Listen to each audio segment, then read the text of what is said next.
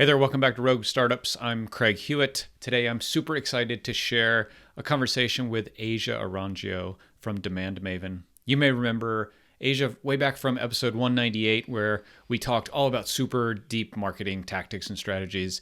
Today, catching up with Asia because it's been a while, a couple of years since she's been on the show, but she's one of my favorite marketing people to talk to.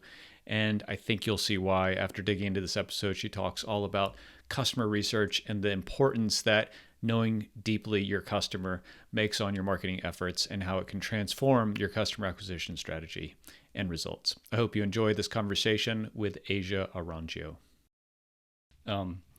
Asia, it's been like, I don't know, 2.5 years since since we talked. So it's great to connect for folks who follow the show. We did, I think we called Marketing 2.0 a few years ago, which was a super deep dive into like kind of more advanced aspects of marketing. And I think today we'll kind of catch up. So I'd love to hear about you and the biz, and kind of talk some shop around marketing and customer acquisition. Yeah, I'm so pumped. And yes, I was looking at all the emails back and forth last time, and 2019, which is like we are That's 4 like years ago. yeah, we are a different world, different people and different businesses. Like it's like at every tier. Yeah, totally. Totally. Well, aside from more gray hair and COVID and all of this that are past us, like tell me what's going on with DemandMaven, right? Because I've known of what you've done for a long time, but yeah, I'm sure a lot has changed since we talked last. So like, where are y'all today? Yeah. It's interesting. Like a lot of the work that we do now it's very close and similar to what we have always done. I think the way that we have executed and delivered is to us at least night and day different. So we still work with SaaS and software companies, still very much have a soft spot, of course, for all of our bootstrapped founders, all of our indie funded founders. And we also are taking on larger and larger projects, moving into the enterprise and mid-market spaces. And when we do the work that we do now, it's really more in alignment with growth and then also strategy and research development. So when we are working with another founder or a team or a head of marketing or a head of product, it's either in the context of identifying like what growth opportunities exist within the organization, and then also helping them identify ways to improve growth specific to a KPI in the organization. So this could be acquisition, activation, retention, expansion. This could be operations or process driven. And then there's also the work that we've always done. We've just never, I think, doubled down, so to speak, on providing it as such an overt service, which is really just research. And I say research like, just research, but there's product research, there's UX research, there's customer research, there's audience research, there's interviews, and then there's surveys. And we have really, I wouldn't say we have, perfected the craft of research, but the type of work that we do now is so much more in that arena in addition to growth. Of course, we still work within the context and capacities of marketing. I would say we really aren't, like the execution agency today. It's so interesting. Like we've gone back and forth on like, do we become an agency? Do we not become an agency? But it seems like there's still so much value to provide in some of the more, I would say, like qualitative aspects and also quantitative analysis. So like analyzing product analytics, analyzing the performance of the business. Like those are really the areas now that we're digging into. And it's been a lot of fun. That's cool. It's also been really interesting to see the natural progression. The conversations we have now are not limited to marketing. They really expand across the whole function. And it's pretty wild. And then also we get to see so much more as well, both on the smaller side of SaaS and then also on the very high volume, high scale side. So when you talk about like research and growth, like I'm hesitating because I don't want to say like my BS detector goes off, but like I'm cynical. How about I'll say that, right? I'm cynical, and you and I have talked, and you say, Craig, go talk to your customers. And I'll say, I am my customer. I don't need to talk to my customers. We're 6 years into this. I kind of know what we're doing. But I think it's not true, right? So like when you hear that from a founder, what do you say to kind of position what you're doing and the value of research, whether someone works with y'all or does it themselves. Like, what is it that an existing company that's a few years in has like a pretty decent degree of product market fit? What's the place for customer and product and market research for not a new company, but that's Sure. at, $1 million or 2 or 5? It's 100% gaps. It has everything to do with every possible potential gap that prevents a customer from saying yes. There's at least 8 yeses a customer has to give you in order for them to stay and remain and continue to be a customer, and a few more if they are going to expand in terms of revenue. And what I typically say to folks in that arena is customers certainly can't tell you exactly what to do to your business to grow it. That's our job, or in this particular case, the founder or the CEO's job. But what they can tell you is what the gap is and what's the blocker, what's the thing that prevents them from expanding, from growing their account, from staying longer than 6 months or a year. I was working with a company that had never done any type of customer research. And it was a very similar scenario where it's like, well, I am the customer. Like I know like what all the things are. Like I know what to expect and what to anticipate. And where there is customer research, there is also quantitative analysis. So when we actually peeled back the layers of the business and looked at its performance, we found that the customers actually didn't retain longer than 6 months. But all of the other numbers pointed to health. Like, oh, this is a healthy business. What was interesting because they made the assumption that, oh, well, because our churn is relatively low and all these other like KPIs and things, that everything was fine. But actually, they literally have to replace more than half of their customer base every 6 months. Puts a lot of pressure on marketing.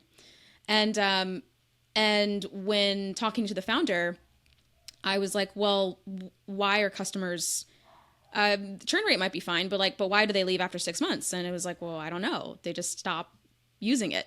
And it was like, okay, Yeah. well, if the most obvious KPI for growth here is going to be having the customer retain longer and also increasing LTV / average revenue per account. And the only way to do that is to talk to customers, to survey them, to get qualitative insight, and then mapping it back to quantitative insight, and then deciding from there what direction you want to go. Turns out there's a lot of assumptions made about how these customers ultimately want to engage in a product like this, and then also what their other potential needs are. And the other thing I'll say is when people hire a product, I mean, we talk a lot about jobs to be done. That's actually one of the core frameworks and approaches that we use to our research. But what is 100% true always, and every single, we have conducted thousands of interviews, and we have worked in dozens of scenarios with software companies. Customers hire products for an initial job, and then they undoubtedly have a second, third, and fourth job that they want to accomplish next. Interesting.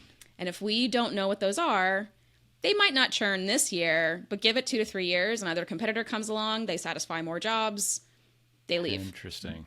So that's why I say, yeah. I have 2 questions based on that. So we're going down this road for the rest of the episode, because I have a ton of questions. Okay, great. I think the first one is people listening to this, me included, will say, got it, cool, customer research. The fuck? Like, how do I start? How do I do this that's not a, Ryan Deiss uses this term, random acts of marketing, right? Just like, oh, we'll do this, and then we'll try this over here. And this seems to me like the kind of thing that I would fall into the boat of being like, I'm going to go interview 20 customers this month, and then I'm not going to put it into an Airtable, and I'm not going to do this. Like, very generally, how do you, like companies like us, again, up 1 to 10 million, to have a process around continually doing research with customers? Continual discovery. I assume that's the best way, right? Is like, yes. This should happen all the time. Yes, it should be a continuous discovery process of some kind. I think so. The way that a lot of product teams will do this is they will work or collaborate with customer success / marketing and have an automation that runs that after, let's say, whatever your value metric is or your activated customer moment is, let's say that's 3 months in, 6 months in, there is just a nurture that kicks off that automatically emails those people and says, hey, would you be open to a 45-minute conversation just about you, about how the product is coming along so far, et cetera. And, include a booking link to make it extremely easy.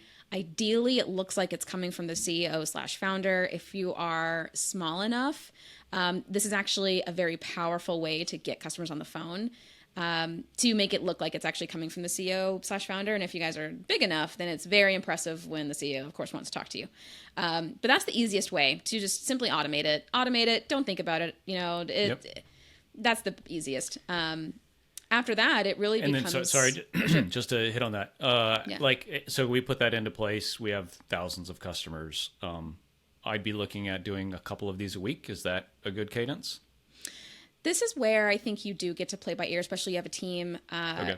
I think 1 to 2 a week is very healthy, especially if you are the founder conducting these interviews. Yep. I think, let's say 2 to 4 times a month on an ongoing basis is what you need to mostly feel like you've got a pulse on things.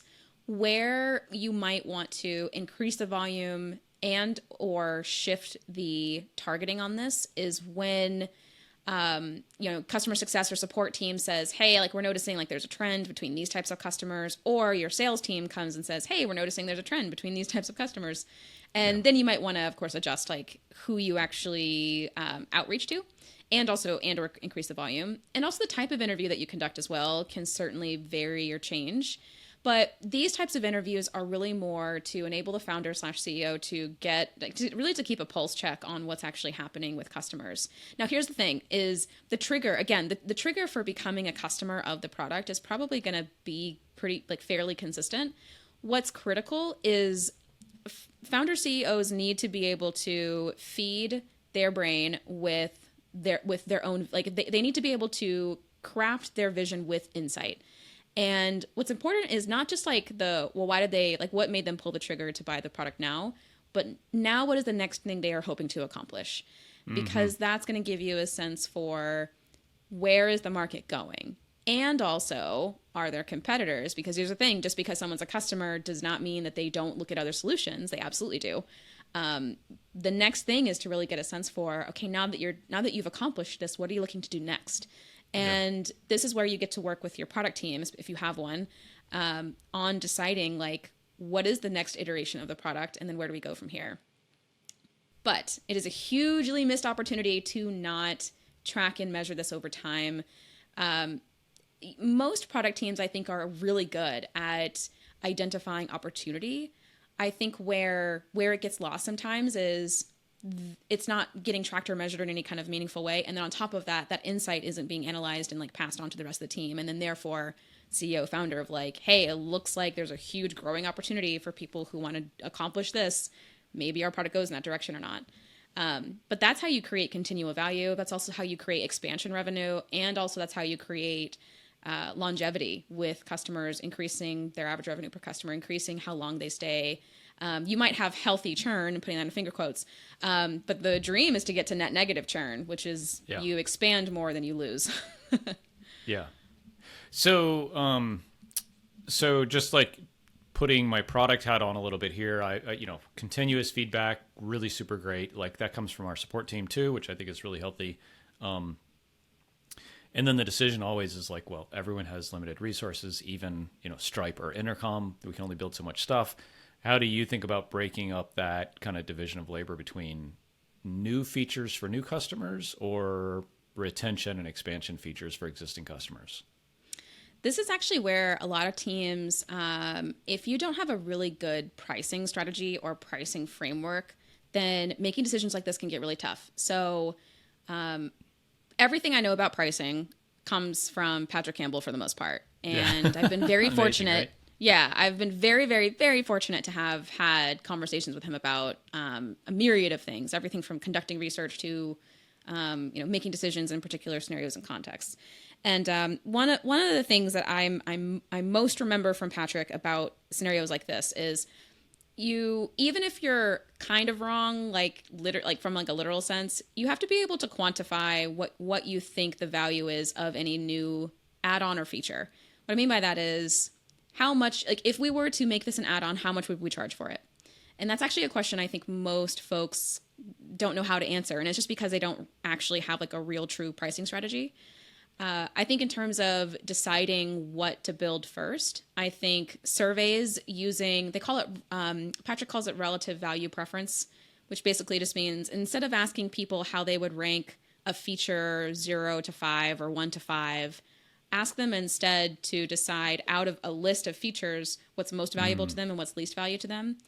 And you calculate basically the plus or minus, you tally all of those up across several different survey responses, and then you end up with a number for each of those. And that actually tells you what's more or less important to people. And then it gets really cool when you can segment out best paying customers versus maybe like not as great paying customers, or freemium users versus customers, or there's all kinds of different ways to slice and dice the data. too, probably, right? Yeah, you can slice it by NPS. Yep. But anyway, I digress. So when it comes to like how do we prioritize, I always look at how can we quantify it.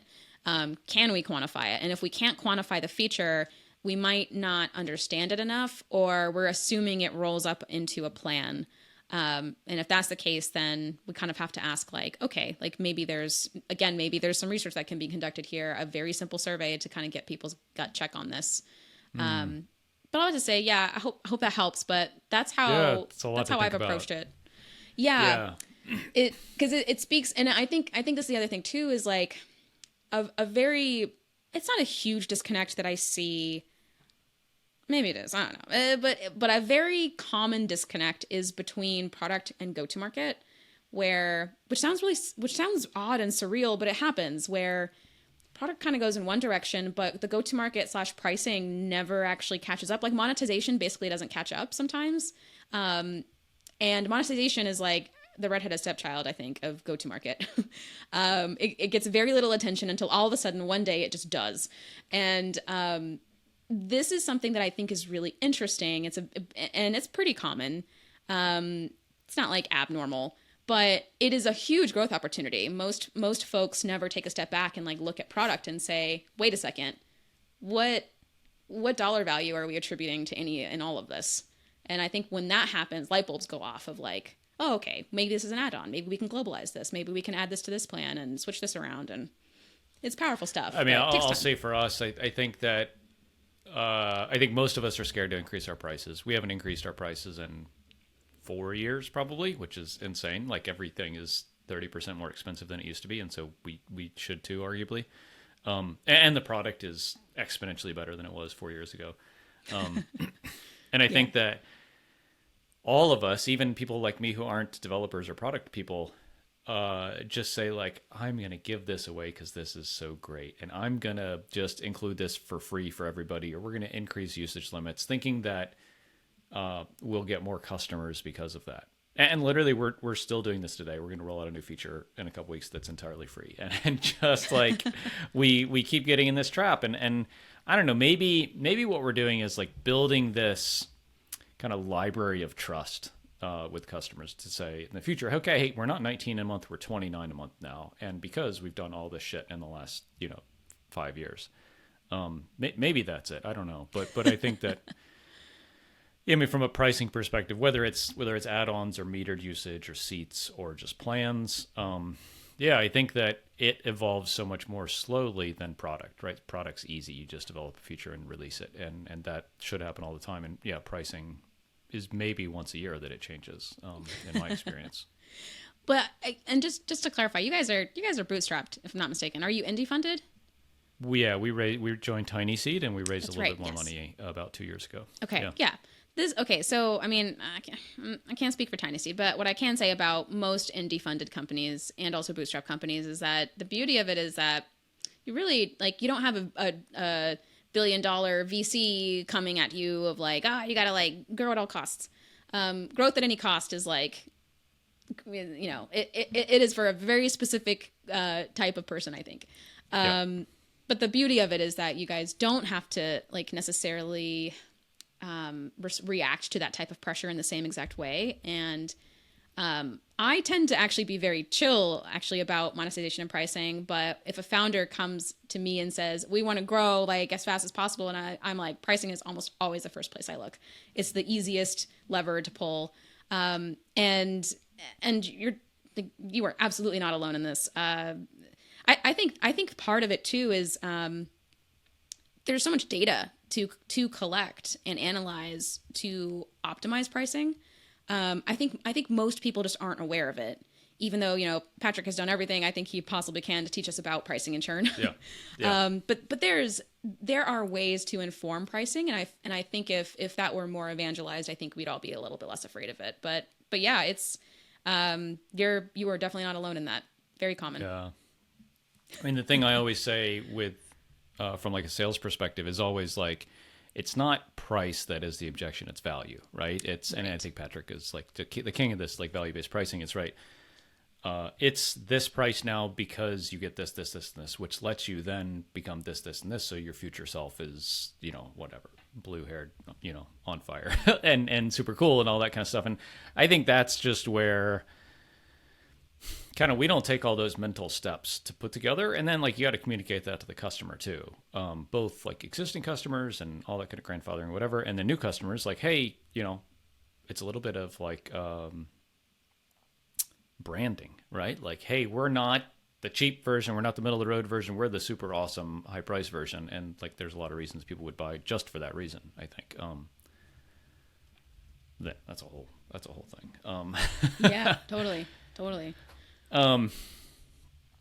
So got it. Okay. So like, as you are kind of going away from like the product and marketing side, or product and monetization side to the marketing side, like as you're doing customer research, and you talked about like, there's always a first job and then there's a second and third job that you hire people for. One thing that we have struggled with over time is like one product, one message, one customer, right? And like that's just what a lot of people say you should, like, our homepage should talk to a person about a thing and how we solve it. What I'm hearing though is that like you got to layer that in a little bit and kind of future proof the customer with your solution. Is that the case, or is that are those second and third jobs just kind of assumed in your kind of positioning? I think you eventually, and this is definitely not true for all business cases, but I think what the conventional wisdom is, whatever the primary job is, that's what your main homepage speaks to. Yeah. But I think that the marketing site ultimately does have messaging around those secondary and tertiary jobs. Because as people become more familiar with your brand, they maybe sign up and become customers or are thinking about becoming customers. They might actually already be aware of those secondary and tertiary things that they want to also accomplish that comes up as they're doing their research and in the consideration phase. And it's important to still remember that having some messaging or marketing about this is extremely helpful and valuable. Where do you like put that? When do you inform the customer of that? Having it on the marketing site makes it self-service, of course. But do you send an onboarding email about that? Like, those are the types of things that with research, you'll actually be able to identify when is the right time for this based off of that person's ultimate customer journey. And I think the other area of opportunity is actually the customer journey itself. Most teams also don't have like an actual bird's eye view of the customer journey, not the buyer journey, which is like, oh, they became a lead and then they talked to sales or they started a trial or whatever, but like specifically the customer journey. So what's happening? Like, what is all the context that's happening before? What are they doing during? And then when they become a customer, how do we know that they've like activated? How do we know that they've actually achieved value? And then from there, what is the next evolution of that, which goes into their secondary and tertiary jobs? Most teams don't actually have that documented in a way that is easy to see what the gaps are. And I think I mentioned earlier, like, it's all about the gaps. Like, research shows us gaps. That's really what it is. And also research kind of triggers like ways to overcome them. But yeah, I'll bookmark that. But I think the ultimate goal in this particular scenario is to surface that information at the right time, ideally the right place, but in theory, it's going to be on your website somewhere. And I shy away. I think I'm actually curious if April Dunford has any wisdom about this. I know for a fact she does, actually. But I tend to shy away from feeling like your homepage has to be everything to everyone. I do recommend there is a very specific context that your product shines in. Let's get that on paper and message it in a way that is applicable to as many potential paying customers as possible that are going to be good customers. But beyond that, additional messaging elsewhere on the website can speak to other jobs, use cases, product features, etc. So yeah. Hey, it's Craig here. While I love podcasting and long form conversations like this, I also really love writing and really love email newsletters. I have a newsletter called Founder Insights, where every Saturday morning I share something I'm learning in my business that I think could help you grow your business sustainably and sanely and profitably as you go along this journey. If you're interested, head over to craighewitt.me/join to get Founder Insights, my newsletter, along with your cup of coffee this Saturday morning. See you there. As you're talking about this, one thing that makes me think is, and we can keep this at a high level because I'm sure it's a really difficult, nuanced answer. But so you're doing interviews and collecting data, doing surveys. How much of this do you want to be quantitative, and how much do you want it to be qualitative? And then I guess on the latter, how do you then synthesize that to get results without just a fucking giant Airtable that you're never going to look at? It's so funny because Mark Thomas and I actually we talked about this once, and he argued that talking to customers is actually, to him at least, the easy part. It's the getting the insight and applying it, operationalizing the insight.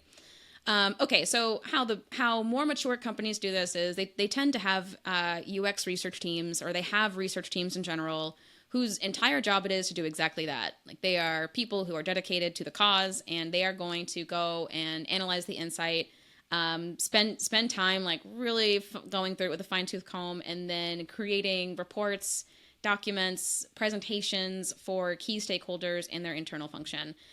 For very mature companies, this is essentially like a BI team or an R&D team, sometimes both. I think for the like what is like minimum viable research in this particular case, and to me that is, at some point someone has to analyze this information. And sure, like you mentioned the Airtable database, like, so we actually use Airtable as our customer research repository for all clients, and simply creating charts and graphs and creating filters gives us a wealth of information.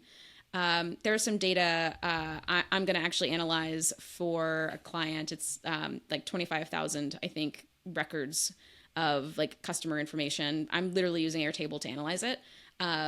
For someone who is not, like an R developer, like analyst, like this is my way of doing it. Yeah. But the ultimate thing though is, I think that there's two sides. I think, like, for your original question, this is 100% quantitative, to me at least.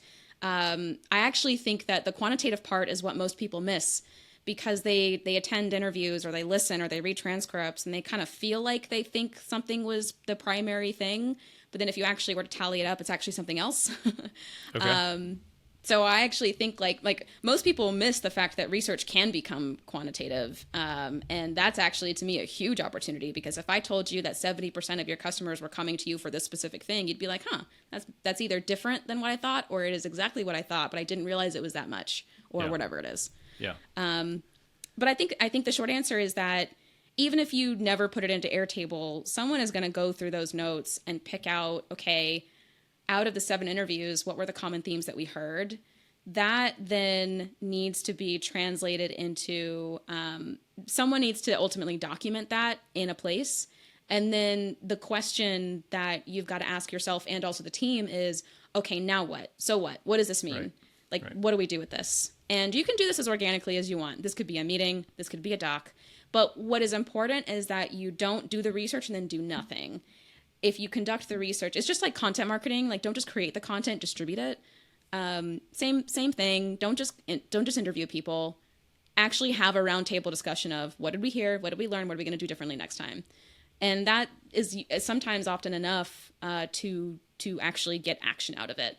I know when we do research, we actually spell it out for clients.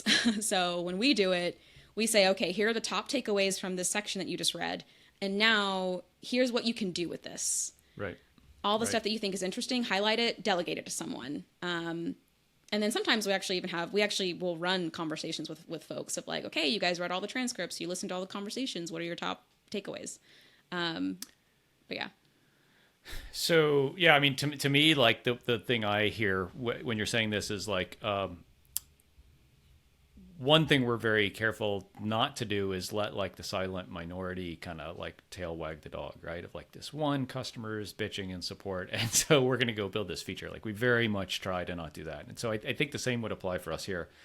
And so we would probably say like, okay, we're going to gather this data, and then quarterly we're going to review it. You know, around the time we do OKRs or something, we say, okay, let's have a 2-hour meeting where we've synthesized the data and we're all just going to review it together. Like to me, that sounds like the right kind of cadence. Too often, you probably don't have enough new data to really action on it. If you're doing one a week or something like that, maybe at the beginning you would have more if you did like a survey to all customers. This is kind of where the more volume that you get, the more it's interesting because like with the more volume, the more patterns you get, but also the more outliers. So there certainly will be variance with the more volume. Yeah.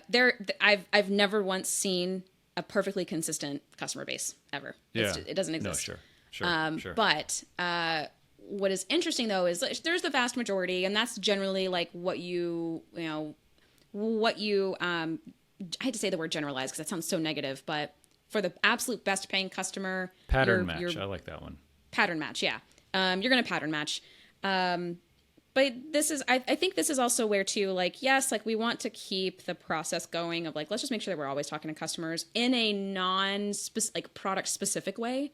But then there's actually a lot of strategic challenges that like focused research can 100%, maybe not solve, but at least address. Actually, I have a client right now who often forgets that, we don't have to guess. Like we could literally go ask and they're always like, oh yeah, we can just like do 5 interviews and get the answer. So for example, I have a client, shocker, we have a website that we love. But we are torn on if it is actually, there's something about like its messaging, its vibe that feels off somehow. And I've been feeling this. There's another person on the team that's been feeling this. And so we're like, okay, well, like, should we relaunch the website? And I was like, well, we don't have to guess. Like we could literally go and do like, we could conduct UX research and get feedback on this. And so that's exactly what we did. And found out that like 4 out of 5 people of our target ICP hated the website, like hated the main homepage, hated the color, hated like the whole look of it. And we were like, whoa, like we couldn't. And like, these we are were, like, phone calls with people. Yeah, well, these are like Zoom calls, yeah, and like I'm having them like I'm actually running the interview and I'm asking them more like UX type questions, still asking them jobs to be done style stuff, but then I'm really having them like drive on the website, and I was amazed at how many stopping moments and like things that they got confused about. Like I was like mind blown, and so. Took all those findings back, and I was like, I don't think it's just like a website overhaul. I think it's a little bit of a messaging thing too. Like our customers have changed. Call April Dunford. It's a positioning, message brand thing. Yeah. But in addition to that, also website, and it was just like, oh wow, yeah. So like, there's ways to get answers. But anyway, but yes. Yeah. Interesting. Okay. I want to talk about me for a little bit because you got my mind going. And just some context for folks who haven't listened to a lot of episodes. So Castos, podcast hosting platform. I think we're in a relatively competitive space. Yep. We're customers, by the way. Yes. And you have been for a long time, and it's amazing. Yeah. And thank you. And I hate to admit this because I know that like, our investors listen to this. I have a hard time with, other than, I need to have a podcast. What is the jobs to be done that my customers have? And to take that kind of one step further is like talking about positioning, which I think is a little bit like what you're getting at with some of this is like, what is the thing that people come to us for that's different than to Buzzsprout or Libsyn or Simplecast or something like that? Like, maybe we can talk generally about if you're a podcast hosting platform or you're an email service provider or you're a help desk software in a space where I mean, I'll just say like 9 out of 10 things we do are exactly the same as everyone else in the industry. How do you as a founder or product person or marketer or positioning person take and throw that 9/10 away and suck out that 1% and really make it shine? Sure. Okay, so this is where I can speak I can speak to this because I actually am a customer. Yeah. Okay, so there's the in the jobs to be done world, there's two styles of jobs to be done. There's ODI style, which a lot of people I don't know which one is more known. I know Switch style from Bob Moesta because Bob speaks to like a lot of the big conferences. Switch style is what I think most people are aware of. ODI style is more about like job statements are actually just like a job statement is literally just publish a podcast, distribute a podcast, store a podcast, like those types of statements. And then switch style, you get more of like when I am struggling with publishing my podcast, help me with publishing like a podcast publishing software so I can get my message out there to the rest of the world. Like it's more like that. Comprehensive. Yeah. Yeah, it's and we use both in different scenarios. And I think when it comes to podcasting and really any industry or product or whatever that you have, so there's like the very quick like ODI style job, which is publish a podcast. But then there's a specific context upon which I want to publish a podcast, and that is actually I think the secret sauce, because when I think about like publishing a podcast is the first job. The secondary job, and I can speak to Castos obviously because I use it, but the secondary job is to distribute the podcast. And then the third is to store and organize the podcast. And there's a fourth probably for others, myself not included, but just because I'm not the most consistent with my own podcast, truth be told. But there's probably some others like I need to be able to publish my podcast specifically on my website or something else. Cause I know there's like, do you guys still have the website plugin? I can't remember. We do. Yeah. Yep. Yeah. I remember like when we talked many years ago, that was one of the big competitive differentiators of Castos, was the plugin specifically. And so with the first job of publishing, there's all of these specific contexts about the person who's doing the job and also the context that they're in. They're busy. They don't have a whole lot of resources on deck, maybe. This is me speaking for myself. Research, of course, would confirm this. But then there's also like, I am someone who is pretty tech savvy, but I really don't want to have to think about a whole lot of what I'm doing. So much so that like, I almost don't want the product to take advantage of the fact that I'm tech savvy. I almost want them to just almost like do it for me in a way. But I'm not I'm not in a place where I could necessarily outsource this 100% at least. I couldn't necessarily like afford that cost today.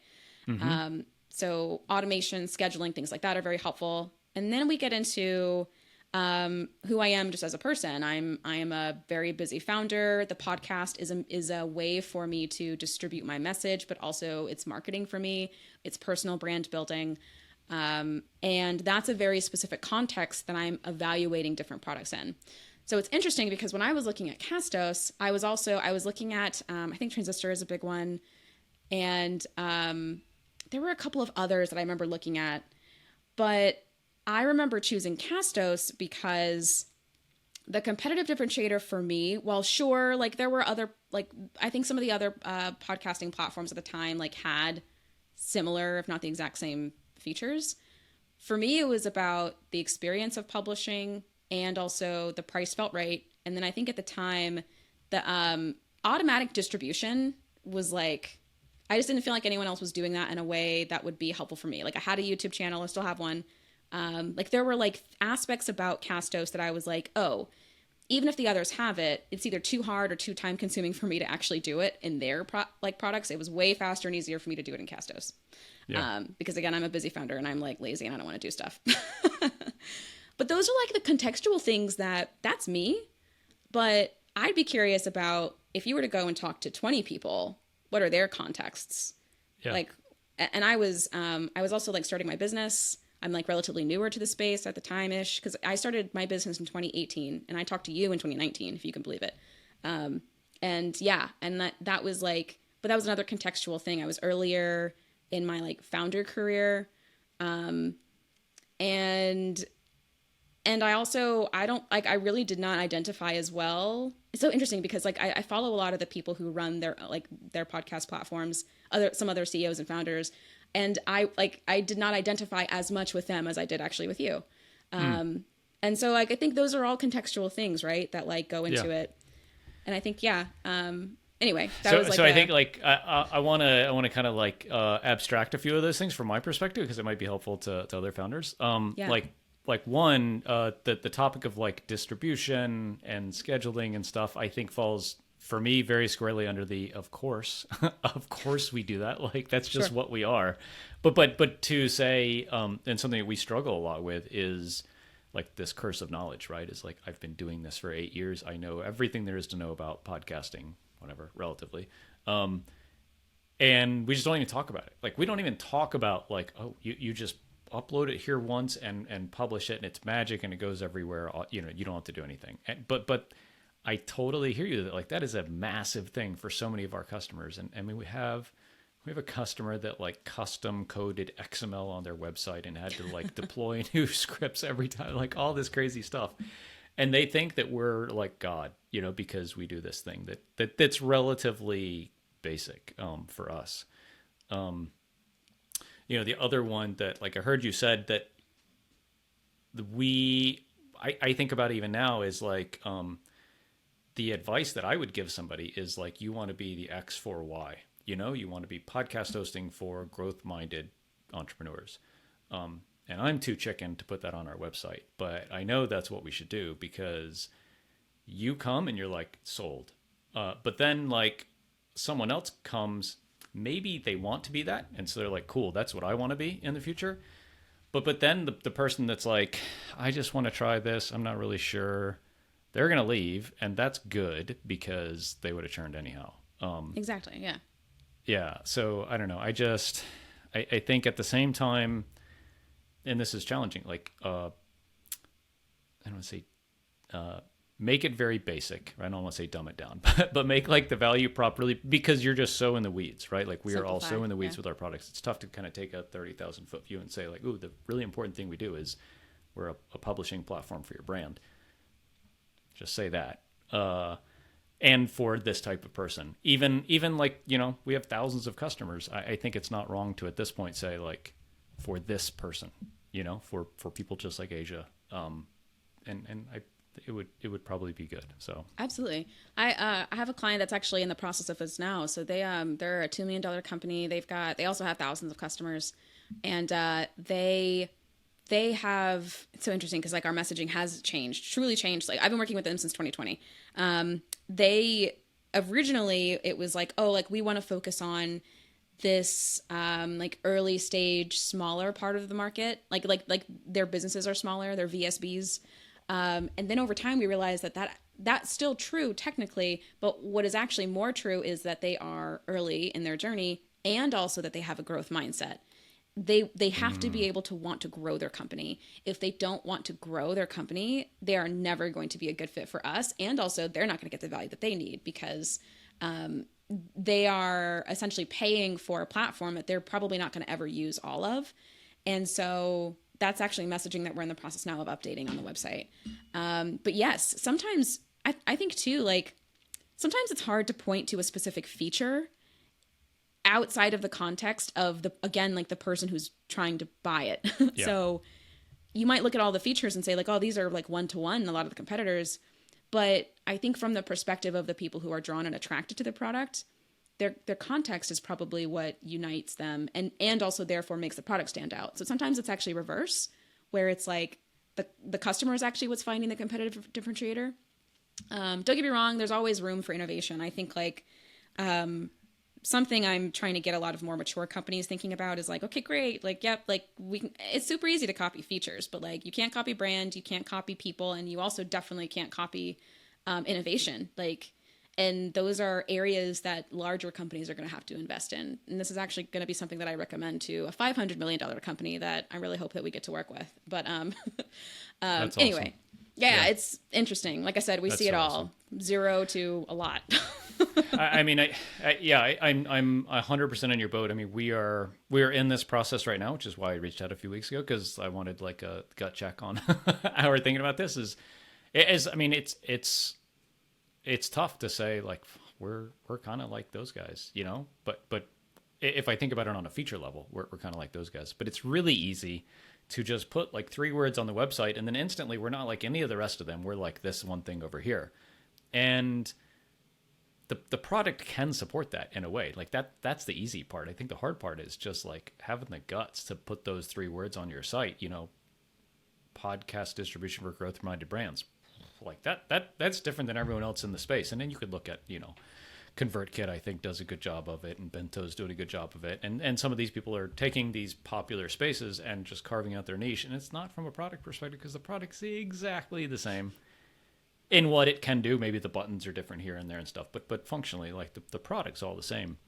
And it's also the easiest to replicate, right? Because you just get a bunch of smart people and build a product. But yeah, I think brand and positioning is where we're spending a ton of time. I'm spending a ton of my time personally, even though I know it's not super healthy to have the founder tied to the brand too much. But It doesn't exist, I feel like, in non-VC contexts. Right. Yeah. I mean, I think I'm abstractable enough still, so it's fine. Yeah, I mean, I just see my brand. Actually, I mean, I said this to our team is I think I am probably the biggest potential growth lever we have. You know, like you look at the really strong personal brands behind companies, and they're the growth driver. And I like you and I have known each other, and that sounds like it played a role or part in you choosing Castos, but very few people know me, I think, and that's a pretty big opportunity, as opposed to like the other shit that we've done is like we have spent an enormous amount of time and effort on content marketing and SEO and email marketing, and like the incremental gains we can get there are pretty small at this point. But the incremental gains I can get by going from 2,000 to 50,000 followers in LinkedIn is pretty big, I think, and so.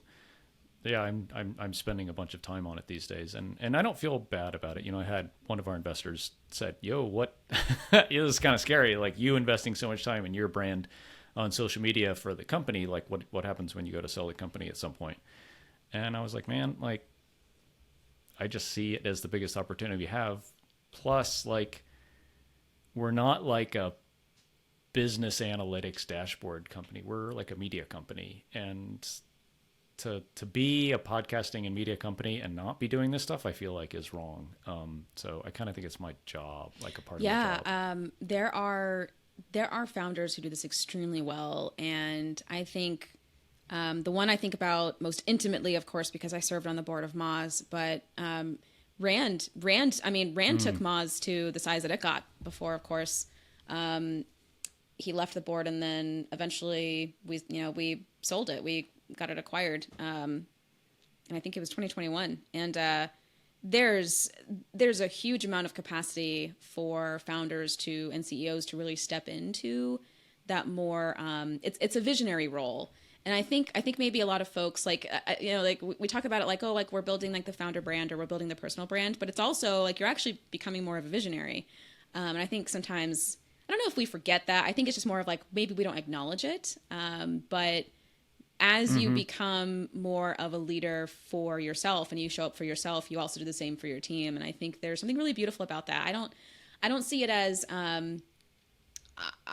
negative or bad. I think if anything, and there are companies that have done this extremely well, and Drift actually comes to mind. So David Cancel has his own, personal brand. Mega VC founded too. But then there's Dave Gerhardt, CMO, who I believe left and started his own thing. And actually, I think he left and came back twice. I think. Yeah, I know, and now he's doing Exit something 5, else. I think. But yeah, And yeah. but anyway, yeah. So I think Right. I think it's a beautiful thing. It can take you very, very far, and it can continue to take you to very interesting places. The risk, of course, is when you sell, what happens, like who replaces you, but. I don't know. I think I think as long as if you are truly, I think the key to making that work is that you have to invest a lot in distributing your thought leadership to the rest of the team, so that way they can start thinking like how you think. That's how. And I think Rand actually did a really good job of this. He was constantly creating content and memos, and he's a writer. Like that dude writes. The dude writes a lot. I'm like endlessly impressed. Yeah, But that's anyway, a trip. Yeah. That's a trip. Yeah, I mean, for me, like the way I look at it is, if the business can be twice as big as it is now, and because it's mostly me, we take a 20% cut or something, like that's a huge win, and I think those are decently possible numbers. Yeah, and this podcast is a huge part of that, and that's why Dave was like, "Hey, man, I gotta take a break. 6.5 years of you is enough." I was like, "Dude, this is super important to me. I wanna keep it going, and to be able to have these kind of conversations is it. I mean, this is very selfish. I do this for me, and then it helps everybody else. But but this is just like such a cool way to have chats with folks like you on really interesting and deep stuff. Like I think that's missing from the world a lot. So, Yeah, absolutely. Absolutely. Yeah. Yeah. I think last question is folks who are like, Asia, amazing. Like I got to get some of that. Like, what could they hope to expect? Like I think that's always something we're trying to help our customers answer with their shows. It's like, if I listen to this show, what can I expect? Like if somebody comes to you and they're like, hey, I'm doing this right now, or I'm doing this, and they start working with you, like what can't guarantee future outcomes, I know, but like what's typical for engaging with your clients? My first reaction to what you were saying was, she told me to talk to my customers as per usual. What did I expect? I'm like, yeah. Yeah. I knew it going in. I had my shield up already. Yeah. So, okay. What I can absolutely guarantee is clarity. Working with us, it like, love it. You are not going to be clear. Like, you are not going to leave unclear about what needs to get done, what's it going to take, and what are your options. I think the thing that a lot of folks forget is, I think when they come to us, I think they're expecting one path, but there's technically infinite paths, but there's maybe like 3 to 5 that actually get you where you want to go. And here's what it's going to take to get there. I can 100% guarantee that. If we work together on a growth perspective, so if we work together in terms of help me figure out what the target KPIs are and how we lift them, what levers we pull to get there, I can also guarantee progress towards those goals. I can't guarantee you, 10x in 6 months. I don't know if that's going to happen for anyone, not without immense investment in resources and a little bit of luck. But when it comes to progress towards goals in that growth capacity, absolutely. I'm actually working with a company now, and I think that they were very skeptical at first, but we lifted MRR by 40% since we've been working together, and they've been doing what I've been telling them, which has been great. I can't take all the credit. They do all the hard work. I just tell them where to go because I've seen it a million times. But that's the type of work that, either one, whether it's you need clarity or whether it's you really do need support on the growth side, across the whole business. Marketing is certainly a part that we start with. But there is also other opportunity, expansion. There is also monetization. We help with that as well. And then I think the other part is product, looking at activation, customers. And sometimes we even get into the sales processes, but it just depends. But yeah. Yeah. Love it. I wanted to have you on because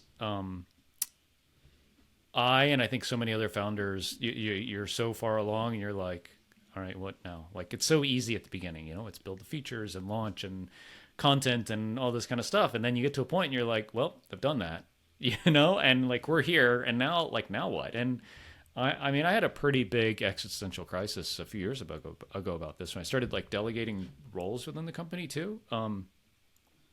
Like, I know this is a huge tangent, but like, that was really hard. It's like, okay, like, I'm not doing sales anymore. I'm not in charge of marketing anymore. Who am I? and like, we scaled the team back a bit since then. And so I actually feel much better now, like being really in the weeds and like doing these things.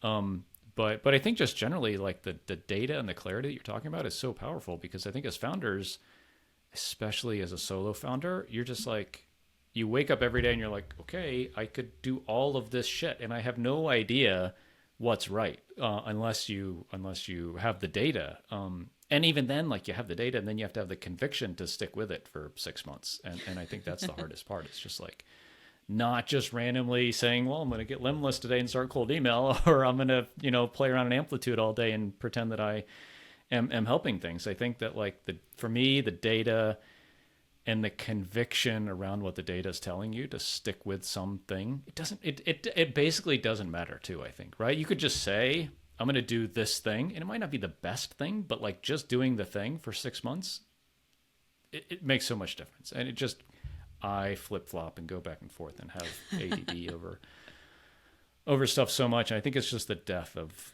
a lot of our growth is just being flippant about where we focus. So I think that what you're talking about, clarity, is structure and discipline. I'm not an executive coach. I have done executive coaching in my own way, but I'm not like a purist executive coach, like, fancy coach, like the business coach that I have, for example. But discipline and structure, those are extremely difficult things. Especially if they are not native to you. They are not at all native to me. I have had to learn quite literally the hard way several times over. And when I teach it to other teams, it's like amazing how much of a difference it can make, but at the same exact time, how hard it is. So you're right. It is the hardest part. Don't beat yourself up too much about it. That's what I tell everyone. It's hard for everyone, but yeah, the conviction to sticking to the thing and then doing the thing and then reminding yourself that like, no, there is a plan, there is a structure. We got to like commit to it. Being flexible, of course, when you need to be, but the first part's hard. Totally. Yeah. Just a quick anecdote. Like I have a coach too, and I tell him, I talk about Mike on every episode now. I say, Mike, like we've agreed on this thing. A part of your job now is to keep me honest to it. When in 2 months I come and say, oh, this didn't work. We're going to stop doing that thing. And he has several times now said, yo, Craig, back in July, you said to keep you honest about this thing. And now you want to go chase this other rabbit. Like you're not going to, because we agreed in a moment of sanity that this was the right thing to do. And so you're going to do it. So kudos to Mike. It's crazy. Good job, Mike. Yeah. I mean, that's why he gets the bucks. Cool. Asia, best place for folks to connect with you and check out. Okay, best places are, well, DemandMaven.io. I was gonna say Twitter, but it's X now, and I just can't bring myself to call it that. Twitter at Asia Orangio, of course. But those are definitely the top two places. Also hit me up on LinkedIn. If you do, make sure to send in a note that says, hey, I heard you on Craig's podcast. You were awesome. They were awesome, etc. But just so I know it's you, cause I get like hundreds a day. But apart from that, those two places are the best places to connect. And then, I will talk about, like favorite places to travel and food and also music all day long. So if you ever want to chat about any of those things, hit me up. And of course, SaaS stuff too, but awesome. Got to keep it fun too. Awesome. Love it. Thanks, again. Asia. Have Bye. a good one.